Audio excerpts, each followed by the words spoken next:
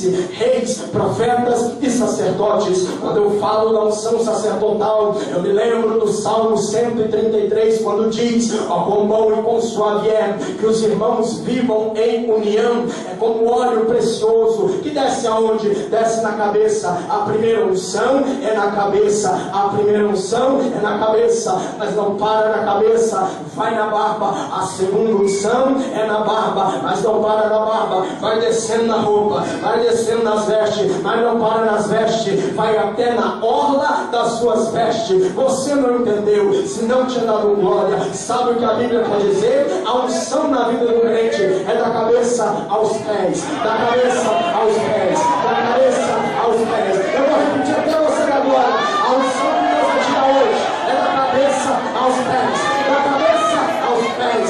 Pegue na mão de quem está do seu lado e diga para ele: Deus vai te ungir hoje, da cabeça à planta dos pés, da cabeça à planta dos pés. A terceiro símbolo, ou o quarto símbolo do Espírito Santo, quinto símbolo é vento. O Espírito também simboliza vento na Bíblia Sagrada. Vamos voltar para Atos dos Apóstolos, capítulo 2, verso 1. Cumprindo-se o dia de Pentecostes, estavam todos reunidos no mesmo lugar. De repente veio Tiago do céu, um som como de um vento veemente e impetuoso.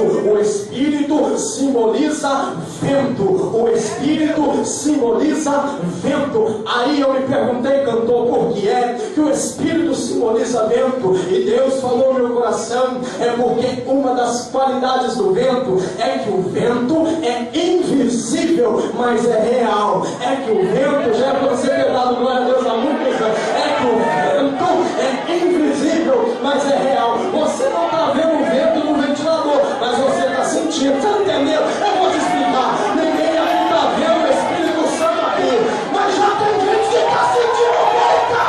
Já tem gente que está sentindo vento. Deixa eu ver quem está sentindo. Deixa eu ver quem está sentindo. Quem está sentindo o vento do Espírito? Quem está sentindo o vento do Espírito? Você não está vendo, mas está sentindo.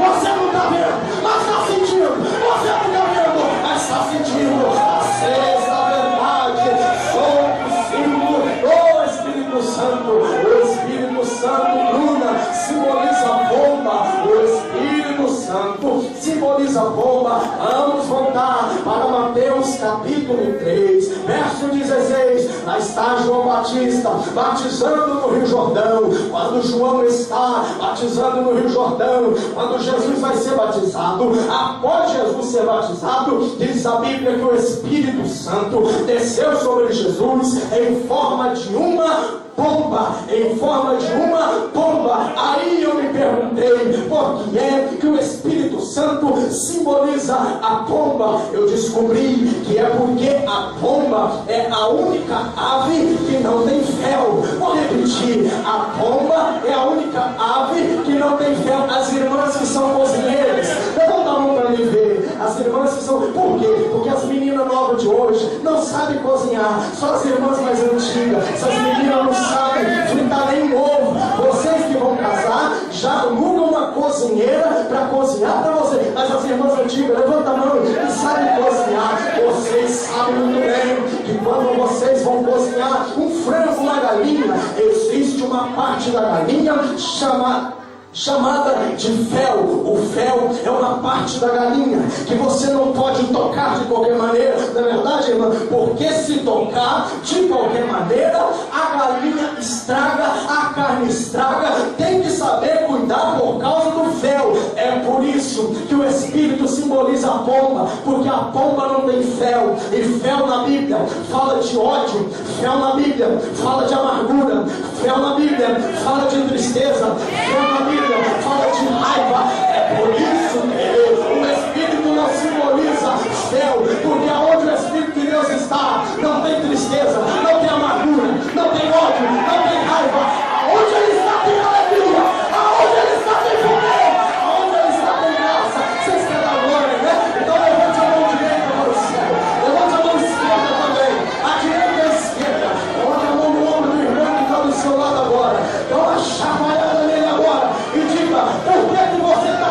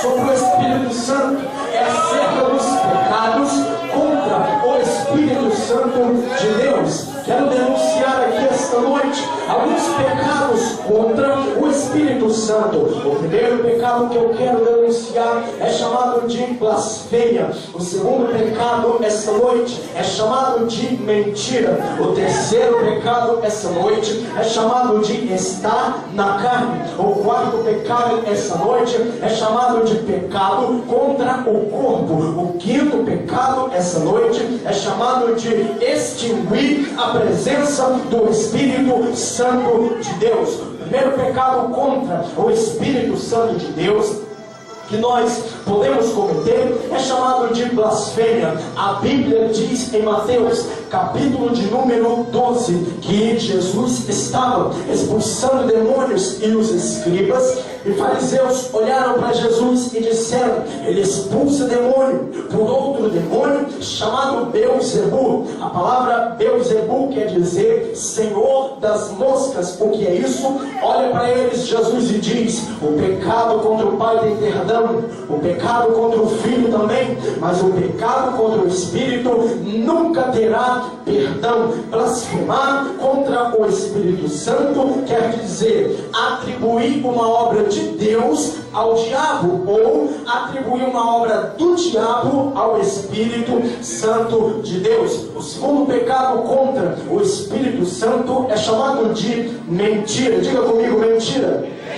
A Bíblia diz em Atos dos Apóstolos, capítulo 5, sobre um casal chamado Ananias e Safira. Diz a Bíblia que Ananias e Safira mentiram ao Espírito Santo de Deus. O que é mentira? A palavra mentira vem de mintomania. Mintomania quer dizer mania de mentir. Mania de mentir. Esses crentes que dizem uma mentirinha de vez em quando é pecado contra o Espírito Santo de Deus. O terceiro pecado contra o Espírito de Deus que eu quero denunciar é chamado estar na carne. Paulo fala em Romanos, capítulo de número 8, que aqueles que estão na carne são inimigos de Deus, e aqueles que estão no Espírito são amigos de Deus e inimigos do mundo. Quem aqui é amigo de Deus? Levante a mão e me dá um sinal. Mas se você está no Espírito e é amigo de Deus, aqui vai um conselho da palavra do Senhor: aqueles que estão de pé, olhe, cuide para que não caia, vigie a cada dia na sua vida. O quarto pecado contra o Espírito Santo de Deus é chamado pecado contra o corpo, ou pecado contra o templo do Espírito Santo. Paulo explica isso muito bem em 1 Coríntios 3,16. Eu quero falar essa noite sobre 4 pecados que nós podemos cometer contra esse corpo. O primeiro pecado é chamado de má alimentação. O segundo pecado é chamado de falta de higiene. O terceiro pecado contra o corpo é chamado de imoralidade. O quarto pecado contra o corpo é chamado de vestes ilícitas. O primeiro pecado contra o corpo é chamado de má alimentação. Vamos lembrar daquelas pessoas que vivem uma vida de glutonaria. Sabe aquele irmão, sabe aquele irmão, aquele moço da igreja, pão duro, que dá a paz do Senhor com a mão fechada, que nunca leva a esposa para lanchar, nunca leva a esposa para um restaurante, nunca dá flores para a mulher, só quando ela morre. Sabe esse tipo de gente que nunca dá nada para ninguém? Oferece para ele uma Coca-Cola de graça para você ver, oferece para ele uma pizza para você ver. Se chamar o camarada para pizzaria, dependendo do tipo do crente, ele fica em jejum o dia inteiro para te dar prejuízo. Isto é pecado contra o Espírito Santo de Deus. O segundo pecado contra o Espírito, contra o corpo, é chamado de falta de higiene. É aquele tipo de crente que diz: eu não preciso passar um desodorante. É aquele tipo de crente que não toma banho. É aquele tipo de crente que não escova o dente. É aquele tipo de crente que não passa nem um limãozinho debaixo do braço. Quando levanta a mão para dar glória, 1000 cai de um lado e 10.000 à direita. É pecado contra o Espírito